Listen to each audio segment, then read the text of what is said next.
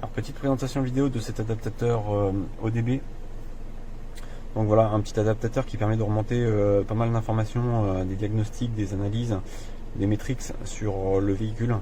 Donc voilà, notamment des codes erreurs ou les informations sur les différents capteurs de la voiture. Donc pour citer les plus simples, les capteurs de vitesse, de température et ainsi de suite.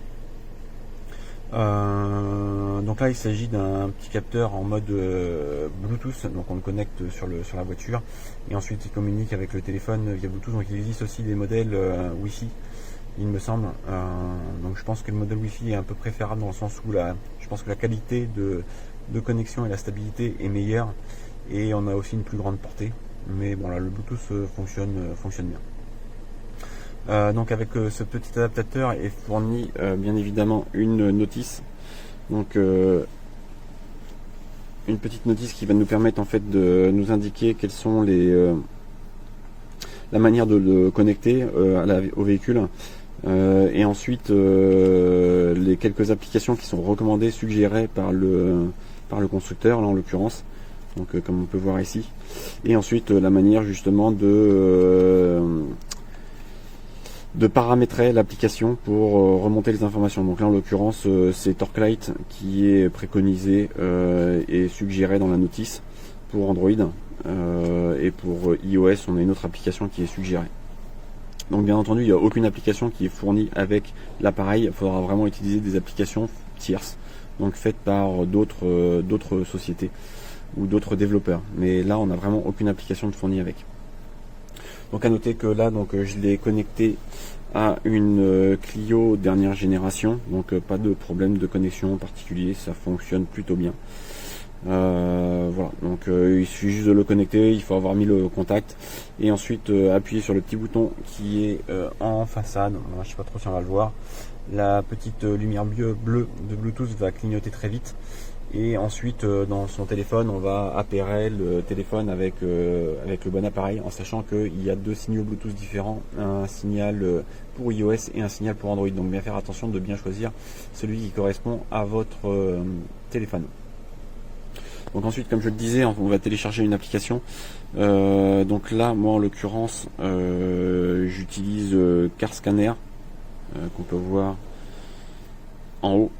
J'ai pas utilisé, alors j'ai utilisé Torchlight, mais Torque, je trouve que l'interface elle est vraiment dégueulasse, pour le dire crûment, et surtout en fait j'ai eu une indication d'entrée de jeu pour me dire que la version n'était pas adaptée à ma dernière version d'Android, et donc voilà, j'ai pas forcément tout compris à l'interface. On peut ajouter des composants et ainsi de suite, mais c'est un peu compliqué. Donc là j'ai préféré Car Scanner qui a l'air de me remonter quand même pas mal d'informations également. Et donc c'est ce qu'on voit là maintenant à l'écran. Donc notamment j'ai là le tableau de bord. Donc là comme on peut voir un graphique assez simpliste où je vais voir là le compte-tour de ma voiture ainsi que la température. Donc typiquement si j'appuie sur l'accélérateur, voilà, donc c'est très réactif, il n'y a pas de problème, ça remonte bien certaines informations, donc ça c'est cool. Et puis ensuite on va voir pas mal de fonctionnalités différentes, donc notamment avoir des informations sur tous les capteurs ici. Donc bon là c'est assez brut de fonderie, hein.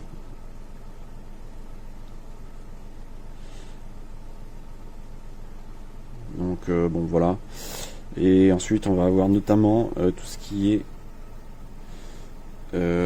anomalie. Donc on va faire en mode lecture et on va rester par défaut lire, et donc là il va faire un scan, il va récupérer les informations.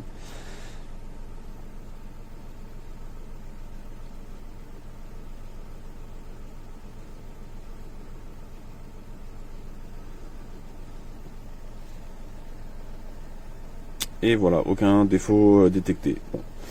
Ça vaut ce que ça vaut. Là malheureusement je peux pas forcément dire grand chose, il n'y a pas de voyant d'allumé, donc effectivement je ne pense pas avoir de défaut. Mais voilà, je peux pas forcément la faire de test plus poussé, dans le sens où l'idée serait d'avoir un défaut et voir dans quelle mesure je suis capable d'effacer les défauts et déjà de les consulter et ensuite de les effacer. Voilà, donc bon, c'était vraiment une petite présentation. Cet appareil est plutôt pas mal. Alors attention, j'ai essayé plein d'autres applications qui sont disponibles sur le store, et en fait il n'y a que Torchlight et CarScanner qui m'ont permis en fait de me connecter à l'appareil. Sinon pour tous les autres, j'ai toujours eu des erreurs de connexion, donc ça c'est très problématique, et pour ça potentiellement je vais enlever une étoile. Moi c'est vrai que ce qui me gêne avec ce produit, c'est qu'il n'est pas packagé avec une application, donc on est obligé d'utiliser des applications tierces sans trop savoir, hein. C'est un petit peu le Bronx dans toutes les applications qui sont proposées. Donc le CarScanner était l'application la mieux notée et la plus utilisée, donc bon, c'est pour ça que j'ai testé principalement celle-ci.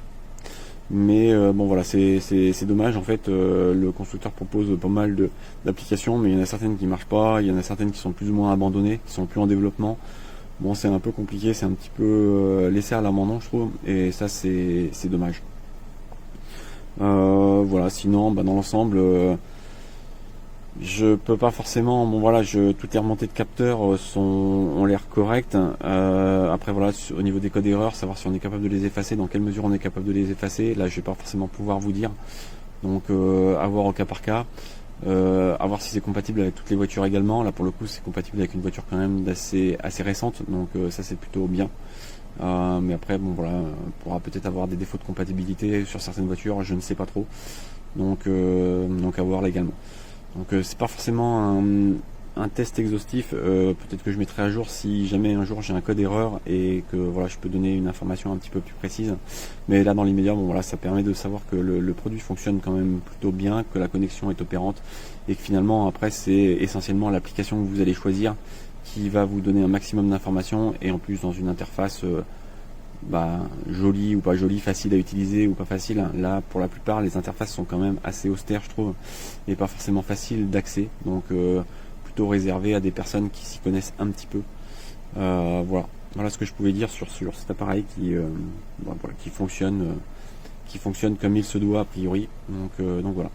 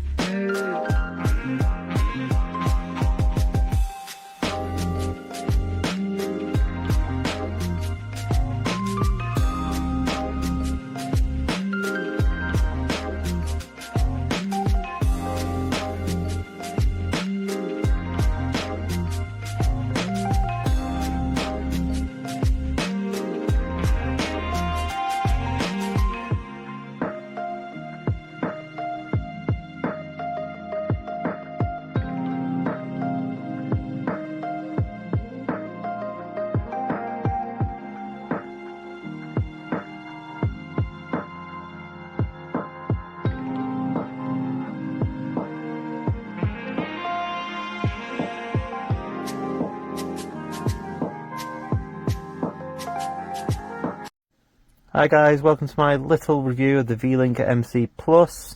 This is an OBD diagnostic tool used to read codes on Fords and Vauxhalls. I purchased mine generally for the purpose of a Vauxhall Insignia. As you can see, the device is very simple. Has a little on-off switch here in the corner, which turns the device on and off, especially if you've got a stop-start car where the device doesn't automatically recognise. Plugs into your OBD port, which is generally located underneath the steering wheel at some point, so check your manual of your car to find out where. Great device, plugs in, able to read codes, remove codes, and do the odd tweak, which this has allowed me to enable certain commands on my vehicle that I normally won't be able to without going to a dealer. Certainly recommend this over some of the cheaper items on the market. As you can see here, they've got another one. I've got several of these, to be fair. They are slow at reading, take a while to be able to put codes, and ultimately are a bit of a pain. I was actually very surprised at how quick this went through all the menus and quickly completed the whole read of the card in 30 seconds. This could take a couple, 3 or 4 minutes. So yeah, worth it. Definitely worth getting, especially if you've got a Ford or a Vauxhall. It allows you to read the codes and be able to fix the issues yourself if you can. Or refer this to a garage and say you've already read the codes and this is what you're pulling up, and ask them if they've got a different opinion. Had this before. I've had a dealer try and charge me for diagnostic when I've already told them what the fault is. I asked them if they could prove that it wasn't what I pulled up or it wasn't as detailed as my report, then I would pay for it, but if not, then I'm not interested. They quickly removed the diagnostic charges. So definitely worth the money, guys. Give this a shout, and thank you.